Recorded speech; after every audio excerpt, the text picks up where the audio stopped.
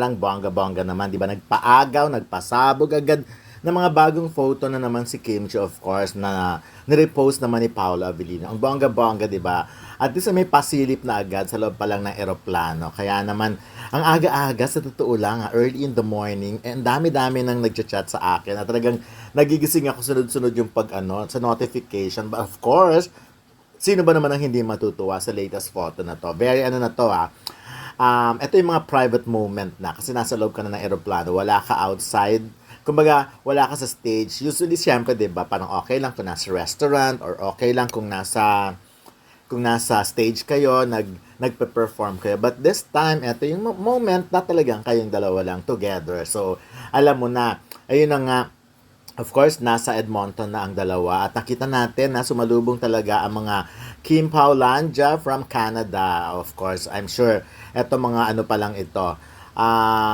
Ito yung mga organization. Baka nga hindi pa eh. Baka ito lang talaga yung mga nagplano pa. But so far, alam ko ang dami rin kasi nating kaibigan from Canada, 'di ba? Na nanonood sa amin ni Ray Pumali sa aminin na sila mismo nagpapakita ng mga diamond ticket nila at manonood sila. Doon na lang nila papanoorin ng Kim Pao. Kasi syempre yung iba may mga work din.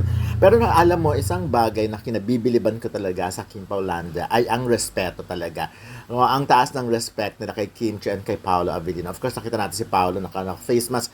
Ako, very consistent. Huwag nyo na ipagtaka yun. Very consistent si Paolo na talagang ganyan. Meron siyang, di ba sabi nga introvert, yung hindi niya alam kung paano siya in front of the maraming tao. Siguro, iba kasi pag performer ka na eh, pag nasa stage na siya, siguro nagta-transform na siya. Talagang, pero yung pag katulad dito, no, yung nasa pagbaba mo pa lang ng plane, nasa airport ka pa lang, sasalubungin ka ng maraming tao.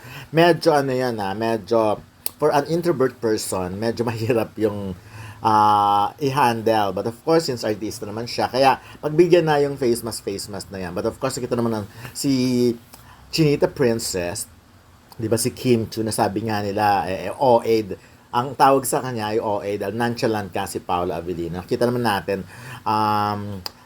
the usual na pagdating pa lang ang taas na ng energy, yung ang dami-dami na agad energy para siyang uminom na ng energy drink. Parang prepared na siya sa kung ano mang mangyayari. That's why ang ganda, no, kung ikaw yung fan ng Kim Pao na sumalubong, tas hindi ka nabigo hindi ka mabibigo. As much as possible, pagbibigyan ka. Ako napanood ko yung mga video na to na video of course from mga account na mga nasa Canada. So, picture na lang ang ginamit ko. Out of respect sa kanilang mga video. Pinaghirapan nila yan.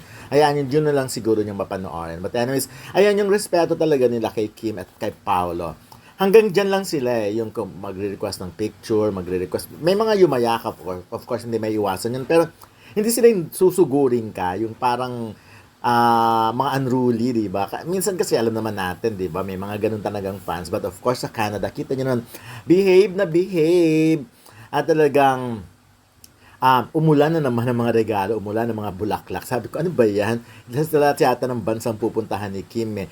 Kaya kailangan niya talaga magdala din ng mga extra bagahe, extra maleta. Kasi ang dami talagang gift. Buti na lang kasama niya ang kanyang personal assistant na talagang kumukuha ng mga ibang gamit kasi hindi naman niya kayang hawakan. So anyways, ayan. So, ang original photo talaga ay yung nandito si Kim Chu. Pag facing here, pag nakatingin sa phone mo, yung nasa kaliwa. Tapos nasa kanan si Paolo. Ganun yung pinost ni Kim Chu di ba?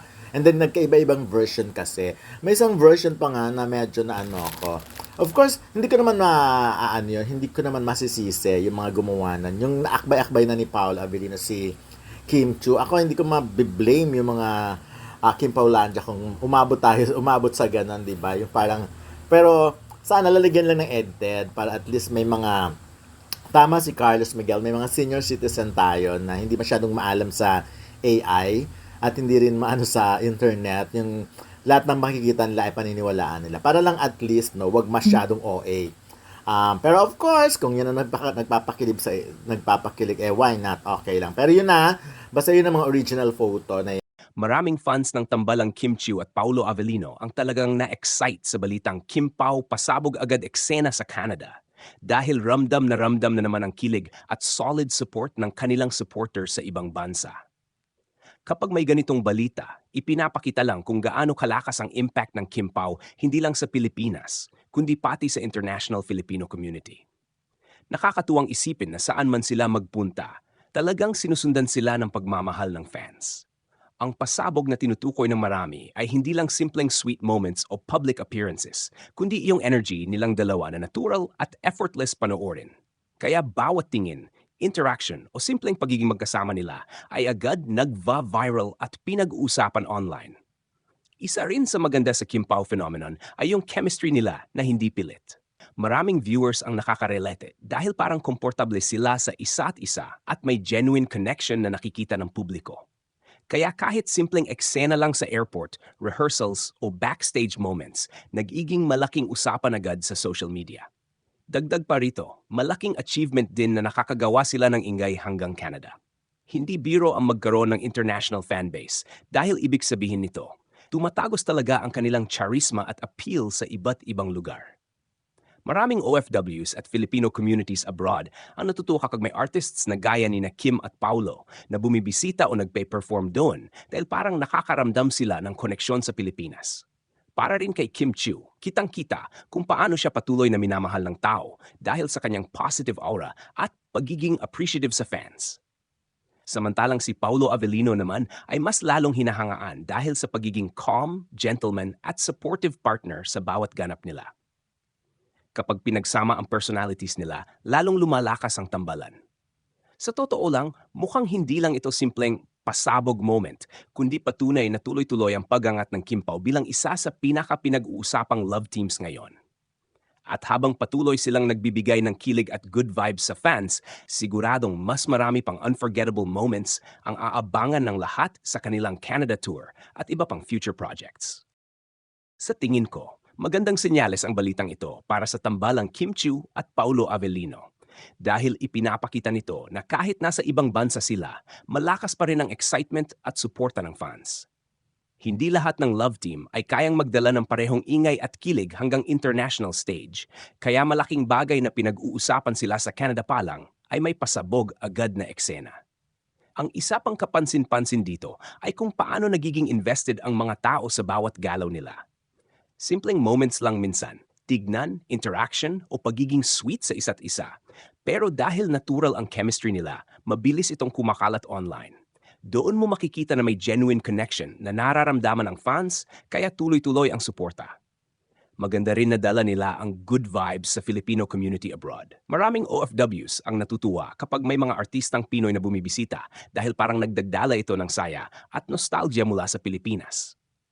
Kapag Kim Pao ang usapan, hindi lang basta entertainment ang dating sa fans, kundi parang shared experience ng kilig at happiness. Para kay Kim Chiu, dagdag patunay ito na nananatili siyang isa sa pinaka-loved celebrities ngayon dahil sa kanyang warm personality at pagiging appreciative sa supporters. Si Paulo Avellino naman ay lalong nagugustuhan ng fans dahil sa kanyang calm at gentleman image na bagay sa tandem nila. Sa kabuuan, ang balitang ito ay nagpapakita na hindi pa humuhupa ang kasikatan ng Kim Pao. Sa halip, mas lumalawak pa ang reach nila at mas maraming tao ang naingganyong sumubaybay sa kanila. Kung magtutuloy-tuloy ito, posible talagang mas marami pang projects, tours at mas malalaking opportunities ang dumating para sa dalawa. Talagang nakakatuwa at nakakakilig para sa maraming fans ang balitang Kim Pao pasabog agad eksena sa Canada. Dahil ramdam-ramdam mo kahit nasa ibang bansa na sina Kim Chiu at Paulo Avellino, hindi nawawala ang init ng pagtanggap ng mga tao sa kanila.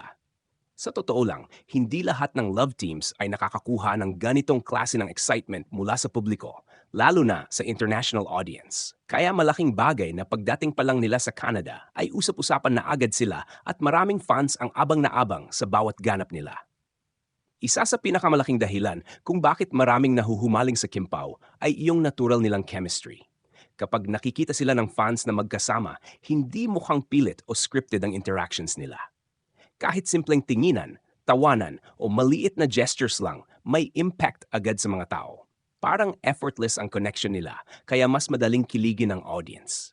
Ito iyong klase ng tandem na hindi kailangang gumawa ng sobra para mapansin dahil kusang lumalabas ang charm nila kapag magkasama. Nakaabilib din si Kim Chiu dahil hanggang ngayon ay nananatili siyang isa sa pinakaminamahal na artista sa industriya.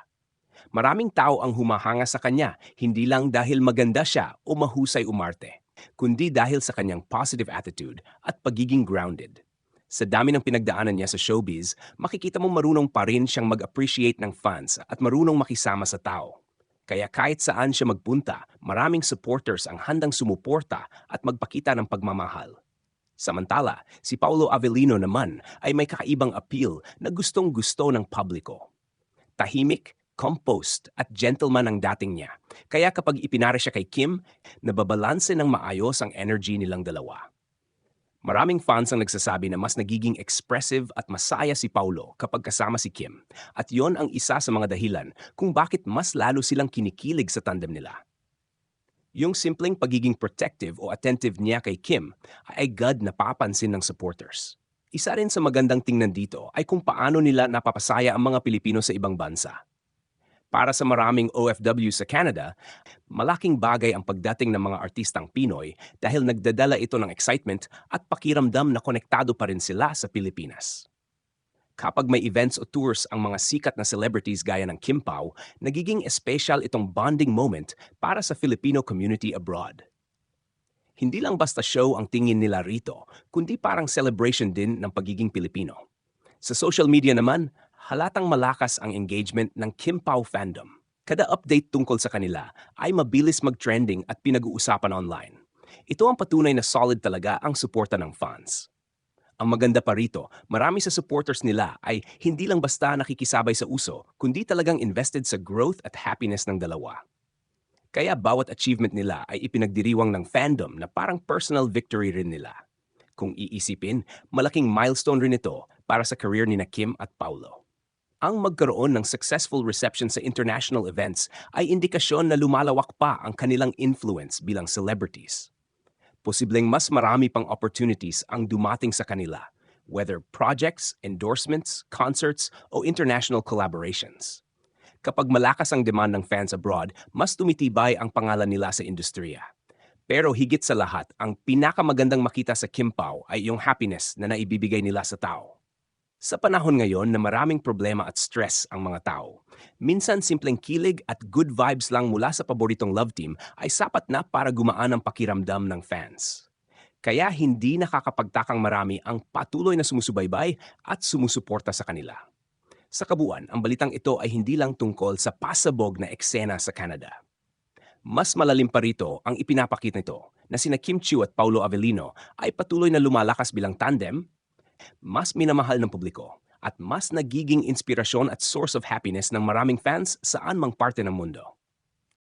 Marami pang maaring maidagdag sa balitang ito tungkol kina Kim Chiu at Paulo Avellino dahil mukhang hindi lang simpleng fan service ang nangyayari sa Canada tour nila. Posibleng ito rin ay isa sa pinakamalalaking patunay kung gaano kalakas ang market value at influence nila bilang tambalan sa kasalukuyan. Isa sa pwedeng idagdag ay kung paano unti-unting nagiging global ang reach ng Kim Pao fandom. Noon, karamihan ng suporta ay nakikita lang sa local TV at social media sa Pilipinas. Pero ngayon, kapansin-pansin na pati mga Filipino communities abroad ay sobrang invested na rin sa kanila. Kapag may ganitong klaseng suporta mula sa ibang bansa, ibig sabihin talagang tumatak sila sa puso ng maraming Pilipino saan mang panig ng mundo. Maari ring pag-usapan kung gaano kaimportante ang teaming ng pagsikat nila bilang love team. Sa panahon ngayon na mabilis magsawa ang audience at mabilis magbago ang trends sa social media, hindi madaling mapanatili ang hype. Pero ang Kim Pao, tila mas lalo pang lumalakas habang tumatagal. Ibig sabihin, hindi lang sila viral, kundi mayroon talagang solid fanbase na handang sumuporta sa kanila sa pangmatagalan. Dagdag pa rito, kapansin-pansin din ang professionalism nilang dalawa. Sa dami ng intriga at pressure na kaakibat ng pagiging sikat, nananatili pa rin silang maayos makitungo sa fans at sa isa't isa. Ito rin siguro ang dahilan kung bakit mas maraming tao ang humahanga sa kanila. Hindi lang sila kilig pair, kundi mukhang mature at respectful din pagdating sa trabaho at public image. Isa ring interesting na angle ay kung paano nila napapasaya ang iba't ibang age groups. Hindi lang kabataan ang kinikilig sa kanila, pati adults, OFWs, at maging mga casual viewers ay naaaliw at naa-attach sa tandem nila. Kapag ganito kalawak ang audience reach ng isang love team, mas tumitibay ang pangalan nila sa entertainment industry. Posible ring maging daan ang Canada events nila para sa mas malalaking international opportunities. Kapag nakita ng producers at organizers na malakas silang humatak ng crowd abroad, hindi malayong magkaroon pa sila ng mas maraming world tours, international fan meetings o kahit projects na pwedeng mapanood sa mas malaking global audience. At syempre, hindi mawawala ang epekto ng social media sa lahat ng ito. Kada upload ng videos, photos at fan edits tungkol sa Kim Pao ay mabilis mag-viral dahil talagang engaged ang fandom nila. Ang maganda rito, organic ang dating ng suporta. Parang hindi pinipilit kundi natural na na-excite ang tao sa bawat update tungkol sa kanila. Sa huli, ang balitang ito ay hindi lang tungkol sa kilig moments o pasabog na eksena sa Canada. Isa rin itong simbolo kung paano nagiging mas matatag ang pangalan ni na Kim Chiu at Paulo Avellino bilang isa sa pinaka-pinag-uusapang tambalan ngayon. At habang patuloy silang nagbibigay ng saya at good vibes sa fans, mas lalo pang lumalawak ang kanilang impluensya, hindi lang sa Pilipinas, kundi pati sa international stage.